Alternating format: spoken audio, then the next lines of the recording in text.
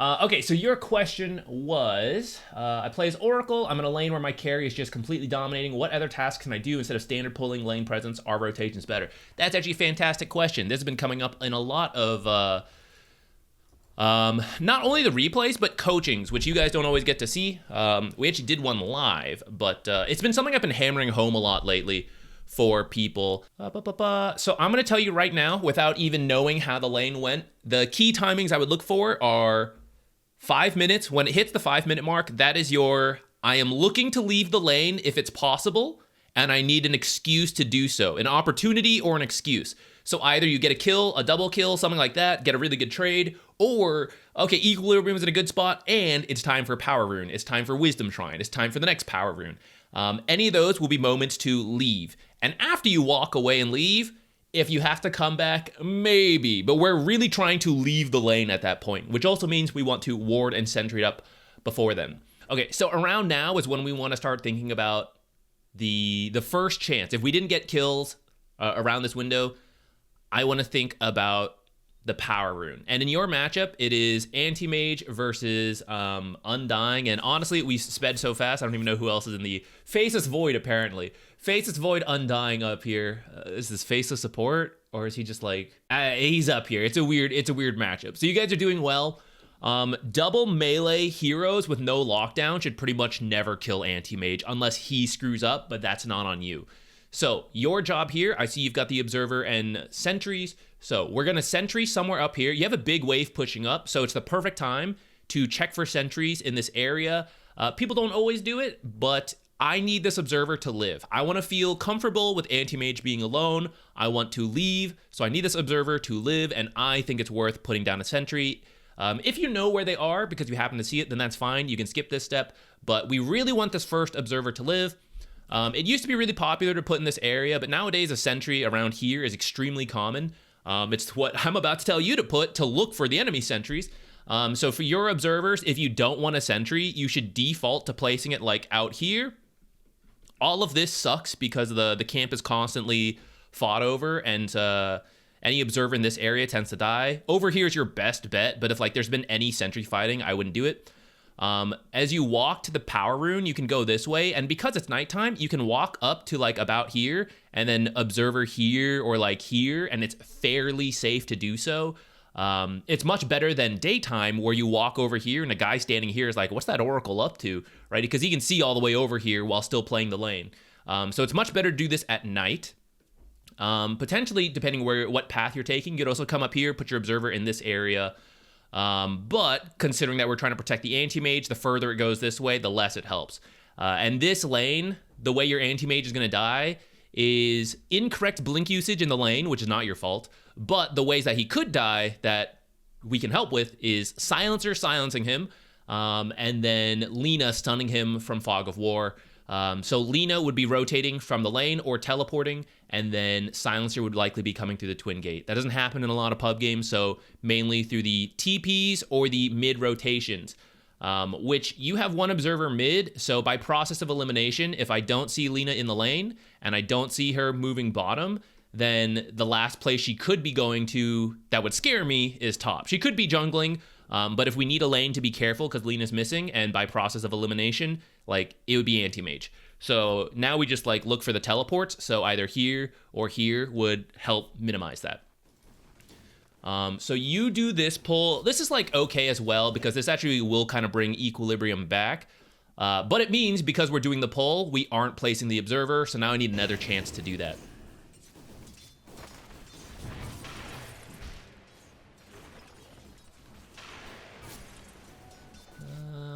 You can use some spells there, but I'd be a little careful of it. Okay, so notice in this time frame, anti-mage is fine because they did... Okay, I don't know why anti-mage is like over here, speaking of incorrect blink usage. He should just be here maintaining the lane. After you did this pull, I'm okay with it. You could also have anti-mage pull... leave this lane to go forward, and then anti-mage does his own pull on the next wave. Either a half pull here, hard camp pull. It wouldn't be as clean. This one is actually perfectly fine. The point being is that anti-mage can now sit here perfectly a-okay while you walk here, walk away in about 10-15 seconds. So that's what you want to do, and you want to be thinking about it. So standing somewhere where you are, or even on this right side, is pretty good for you to then make it faster to go to the power rune. And then anti-mage should not be looking to be aggressive right now because we want to leave so you can be up here. In terms of communication, you can say this. You'd be like, I want to go for the power rune, like, start to be careful, like, can you, like, play this area, whatever. However you want to say it. I don't know why it looks like you are carry Oracle and he is support anti-mage zoning people. I don't know what he's up to. Carry players, you're griefing yourself and your team if you come over here and just start shoving out the wave when power rune stuff is supposed to happen and supports are supposed to go. Anti-mage comes over here and then just kills this range creep instantly. So he already wasn't balancing this. It's slightly pushing this way, but it's fixable, especially with an Oracle who can like nuke some of the creeps and then you deny them. So he could balance his wave here and be okay on his own for the next minute. Instead, he's going to shove the lane, which requires Oracle to be here at a key time that Oracle does not want to be here. So carry players, don't grief yourself, don't grief your support, don't grief your mid player, who will then not be able to help any of the side lanes because he doesn't get the power rune. This, super griefing yourself. Unless you're like, I'm going to shove this lane and then go do my own pull and manage it. Let's see if anti-mage does that. I suspect not. Especially because it turns out this camp was blocked. So I would say here is a moment when you could have left, even with anti-mage pushing the lane. Look where he's at. He's actually kind of balanced it somewhat a little bit, so it's staying here. So you could have walked here, and then right around now is when you'd be walking back if you needed to. Instead, notice you just kind of hung around for a small pull. So let's compare that. Small pull, deny 2 creeps, get about 60 gold, or full bottle refill if you had a mid-rune builder, bottle builder in the mid lane. It's a deny from Lina. So Lina just got a regen. She is within death range of the sniper. She's out of mana, so she can't deal with creep waves being shoved in. She is a shrapnel, an auto attack, and an assassinate from death. Now she is going to be perfectly fine. She's going to shove in mid lane. She's going to be able to clear stack. She's going to show back up. She could gank, come back, full mana. So huge rune for regen for Lina in the regen rune that we could have taken away from her. So compare all that to the small camp, right? That's why the 6 minute is the first major window for a support player, especially like the 5, wanting to leave the safe lane to go to another lane to start drawing attention somewhere else. This is huge if we can secure it or deny it. When's the power rune timing? So 2 minutes and 4 minutes are the water rune, and one will show up on both sides. Those are not bad to go to, but it's not required, especially for the position 5, and for it's more likely for the 4 support to go for water runes than the 5 support. But it's not strictly guaranteed or required for either, especially in pub games. 6 minutes, and then every even minute after that, 6, 8, 10, so on, it'll be a power rune spawn on one side. Also, you are Oracle, so you literally know which rune to go to, so it's even better for you. Let's finish painting that picture. Sniper just got killed here because she popped the regen, was able to shove the lane in, and then died. He made some mistakes on his own too, but she literally could not have done this, right? Despite my sniper's mistakes, and this is the goal of climbing as a support player and as a team player in Dota. Despite my sniper's mistakes, Lina could not have done it if she did not have this regen rune, which I can help control. I can't fix him stepping up too far versus Lina with regen and level 7 going, but I can try to help her not have the mana, so even when he makes this mistake, it doesn't cost him, and then he'll think like, I'm a great player, but it's really you. Okay, 7 minutes is the next window. So you walk to the power rune, you walk back. You're in the lane now, we take a look. You do this pull, so Equilibrium will come back once again, so if I were to leave right now, anti-mage would actually be okay. The lane will eventually shove, it'll shove by the time you're back. So we'll see exactly what happens. But if you wanted to start positioning on the left to consider stealing the Wisdom Shrine, you could do it right now. You don't have to, it's not required every single game. Instead, again, you're gonna farm the small camp. So let's just again compare the value, 60 gold and some XP to stealing this. So it's a huge twist, as opposed to both teams getting a Wisdom Shrine. You get 2, they get none. It's very impactful. Even if you die, it's worth it. And as it turns out, I believe they were both in the lane because they're like right here. See, this guy's like, oh shit, Wisdom Shrine, right? That's where if you remember and you're already stealing it, already TP'd out, you're done, you're gone. And then he walks up and he goes, no, my Wisdom Shrine. We got him. He's cooked. While he's backing away, if you can be aggressive, you can do that, or you can use the time to place the Observer. Same deal, 719, you're seeing the cycle, right? That's why I said 6, 7, 8.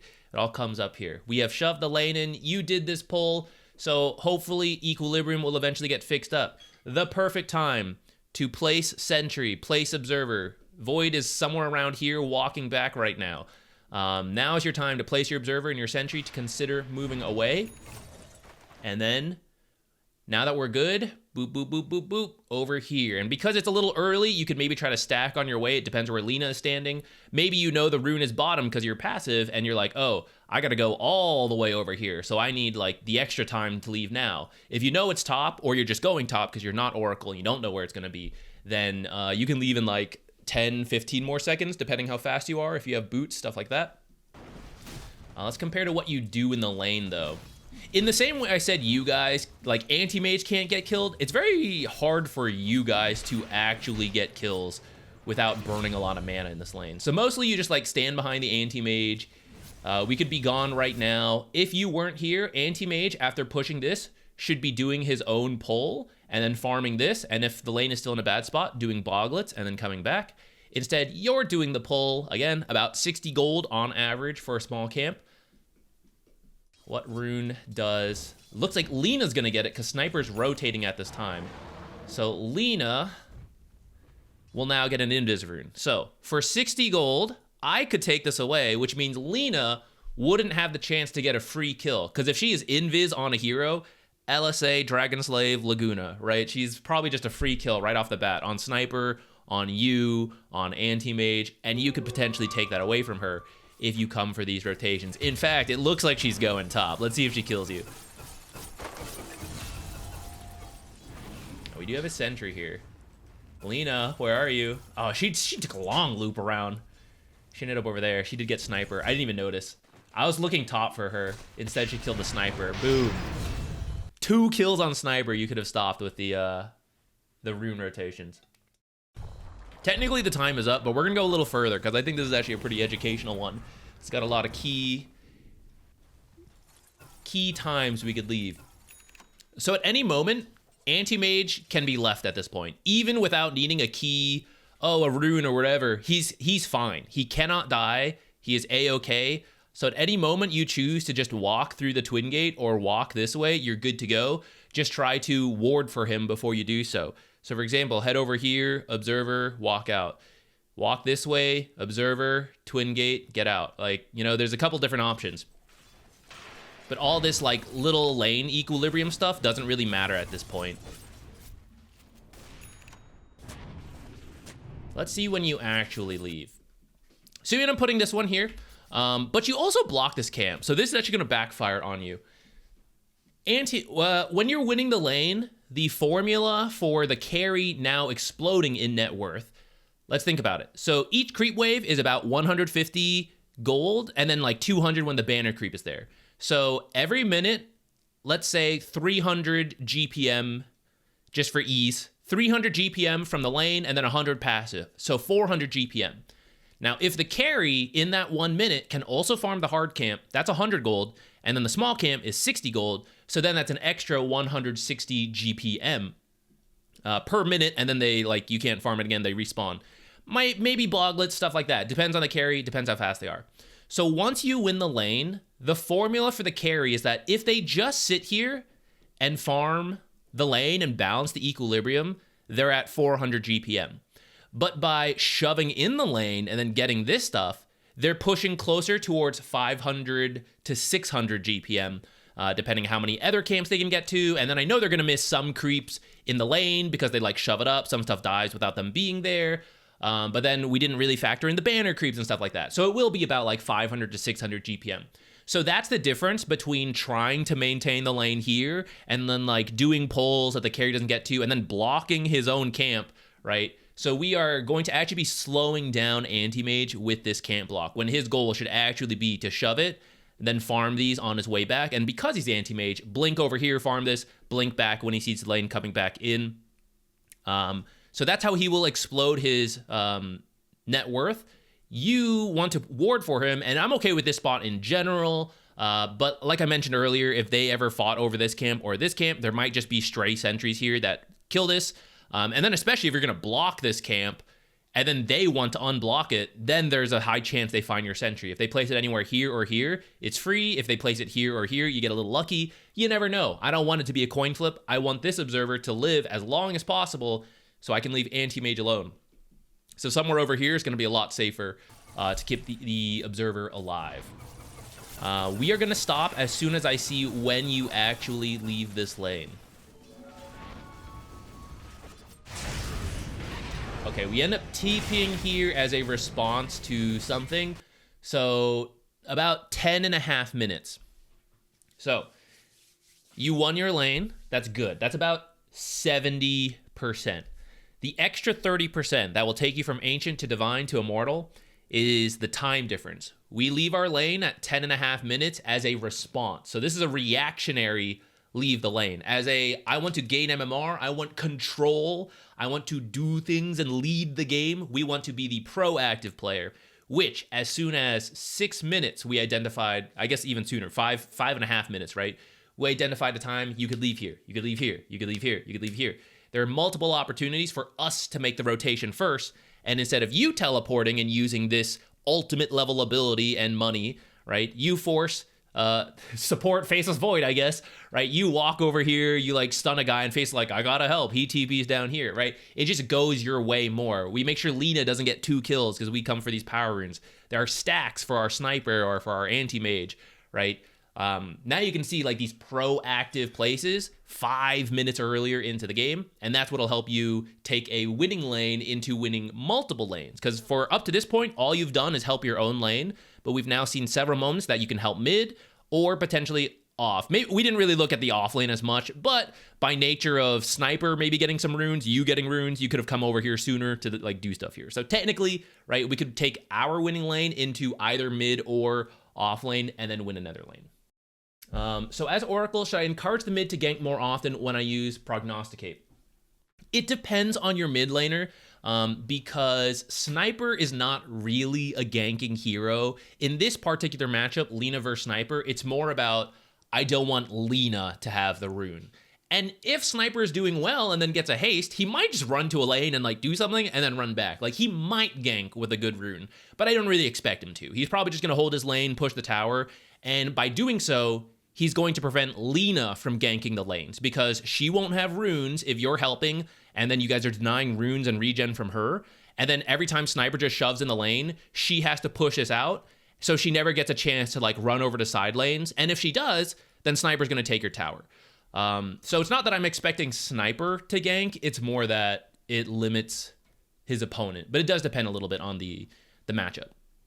Would you classify this kind of missed power rune mistake as support to be on par with my rank, or is it acceptable mistake at Ancient or Divine? That is actually a good question. So it is on par. Notice, for as much as I'm pointing out, like, why didn't you rotate? Faceless never did it, Silencer never did it, and neither, is this support Magnus? I guess so. Neither did your support Magnus. So no one is doing it in this game. You had like 4 to 5 different opportunities to do so. We didn't really look at the others. Faceless, because you were in a good spot, Face is actually more pressured to like help fix a lane into a good spot. But I promise for any given game, there's a lot of opportunities for every single support to do this stuff, and they're not. So when you start doing it, you're the only guy doing it. You're tilting Lina because she's like, I'm being 2v1'd, right? I'm never getting any runes. What are my useless supports doing, right? You're making her mad, and you're helping Sniper. Anti-mage will make mistakes. I'm not going to lie. There's times you're going to leave and he should be okay, and then he's going to die and he's going to be mad at you. But you are still doing the correct thing if you do what we talk about. And with a little communication and the warding to like give him as much as you can and be like, I'm stepping away, please be careful for 30 seconds, right? It's not really on you at that point. Plus, this is why we walk away. Walk out of your lanes rather than teleport so that when you do need him because he screwed up, we can teleport back as fast as possible and assist him.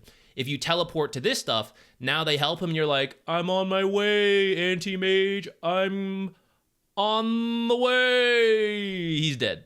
He's dead already. He's been dead for like 10 seconds at that point. So try to walk out of the lane, and that will cover your pub teammates not doing the smart stuff. Is there any value to staying in lane just to keep Void in the jungle? To a degree. So like,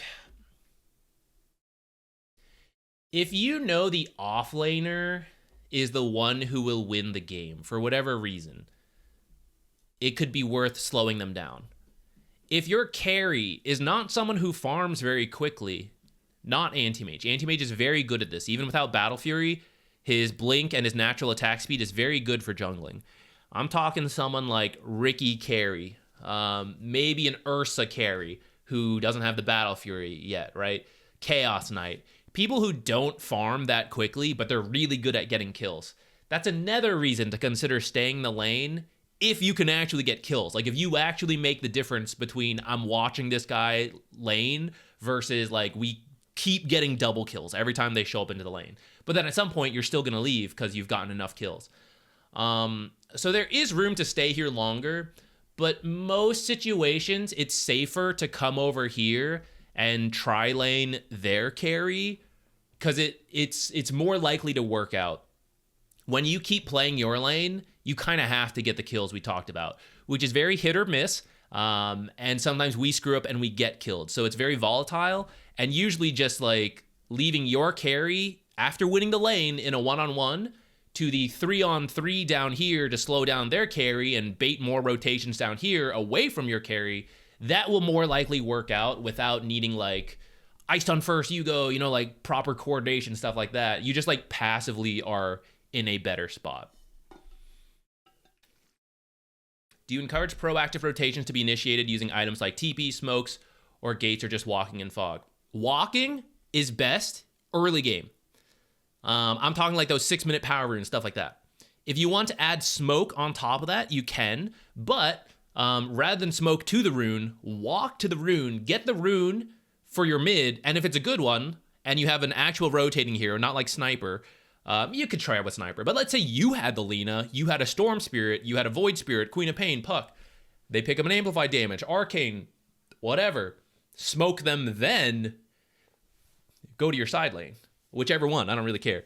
Go to the side lane, get a kill, you know, with that rune, even better.